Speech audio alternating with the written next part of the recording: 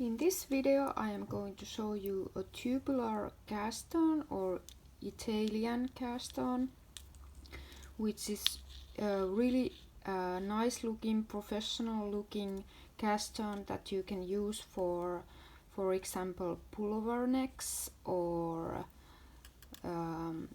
for a beanie ribbing or for sock edging or anything in which you want to do knit one, purl one ribbing with in the round. This could be also done in flat, but my tutorial is for the round. So what I have done here already is that I have worked a few rows in with waste yarn in stockinette stitch, and then I have joined my main yarn and worked 6 rows in stockinette stitch.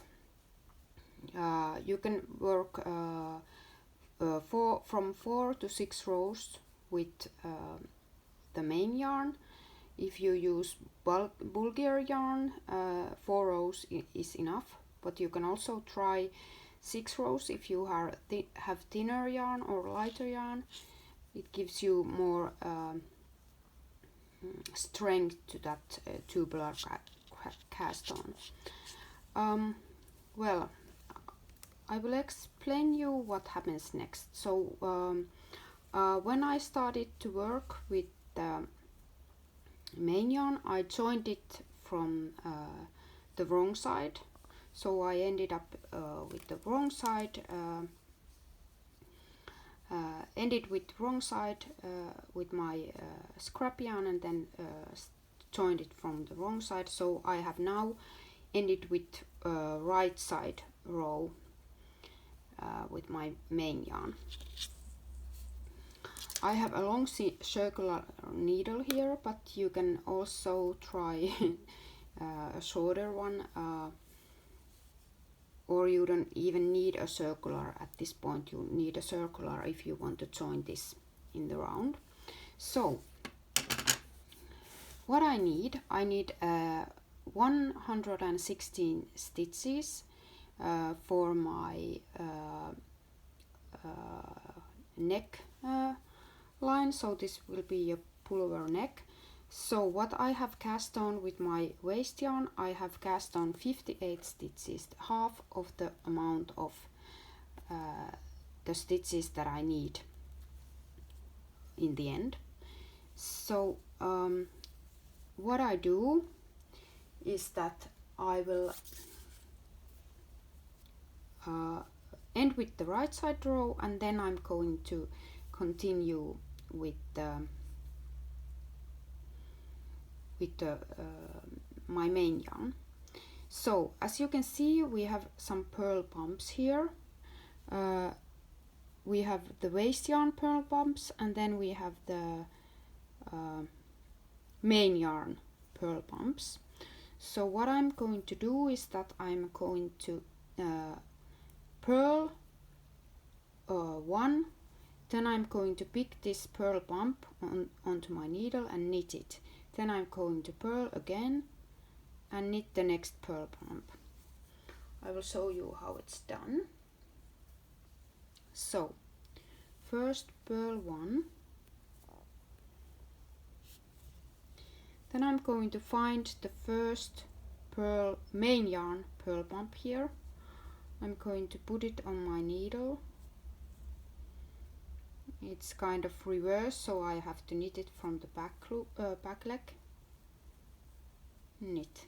Then I'm going to purl the next stitch. Oops. Then I'm finding the. You could also pick it with your left needle. It depends how you like to keep the needles. And put it on my left hand needle and knit it. So this is going to be one purl one, knit one ribbing, purl, knit, purl, and then knit,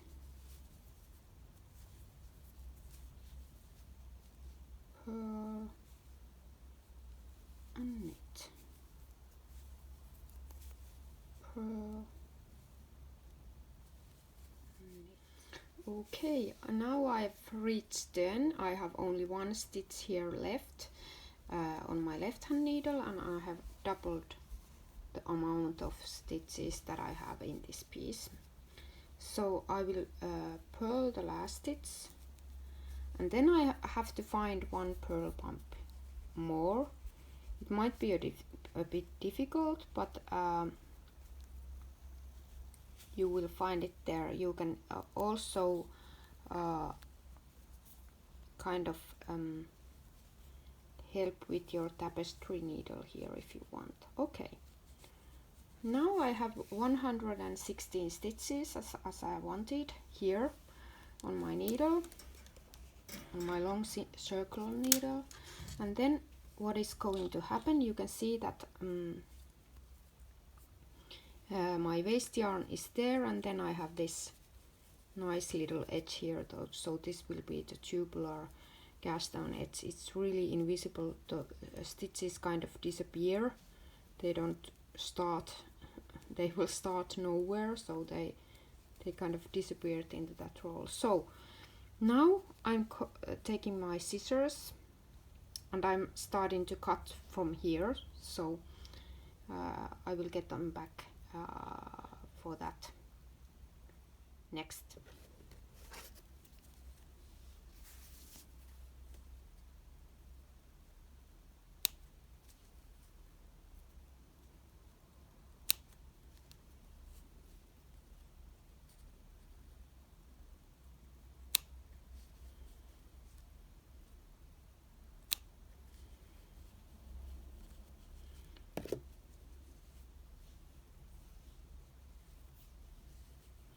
So you have to be careful not to cut the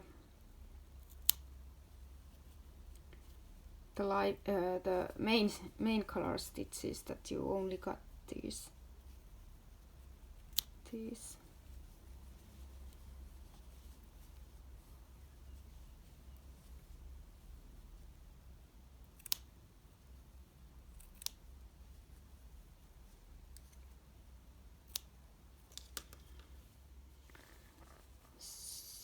So I will continue this cutting the scrap yarn, and then I will show you how I will join this in the round, because now this is a flat piece, so I will show you how it's done. So I'm going to show you how I join this in the round, because now this is on a long circular needle as a flat, and at this point you could also change to a smaller shorter needle, but I like to use magic loop technique with the long needle, so I will show you how it's done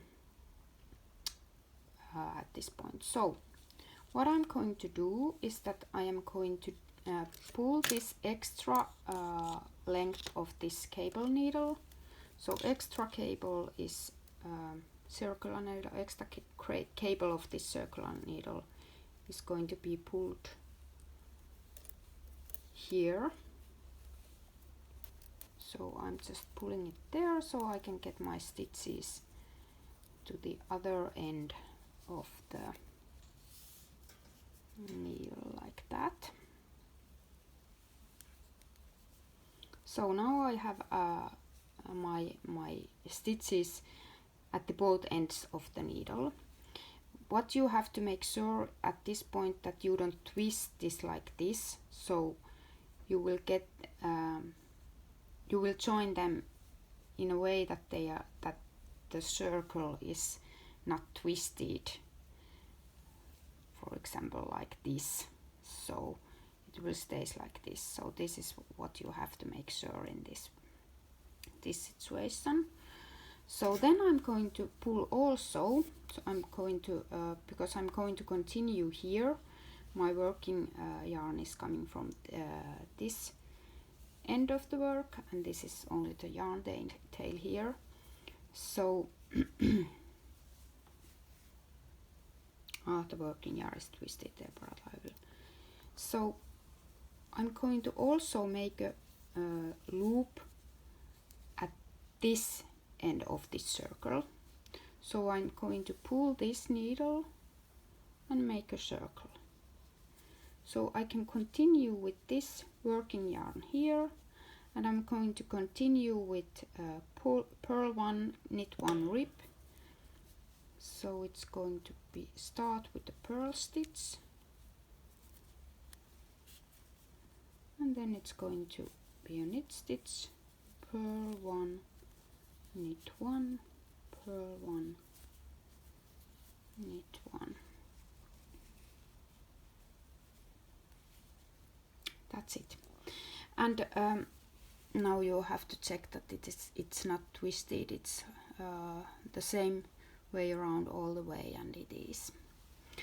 Now that I did 6 rows in the beginning, before I started to pick up the purl bumps around here, we have quite long gap here. So with this yarn tail that you have, in the end, when you are weaving in the yarns, you should work this together with tapestry needle in a way that you imitate the stitches.